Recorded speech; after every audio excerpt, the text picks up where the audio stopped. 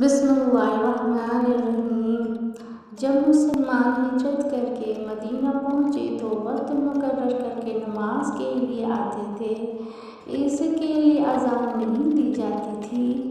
ایک دن اس بارے میں مشورہ ہوا۔ کسی نے کہا وصال کی طرح 1 گھنٹہ لے لیا جائے اور کسی نے کہا کہ یہودیوں کی طرح نرسنگا بغل بنا لو، اس کو پھونک دیا کرو۔ لیکن حضرت عمر رضی اللہ عنہ نے فرمایا کہ کسی شخص کو کیوں نہ بھیج دیا جائے جو نماز کے لیے پکار دیا کرے۔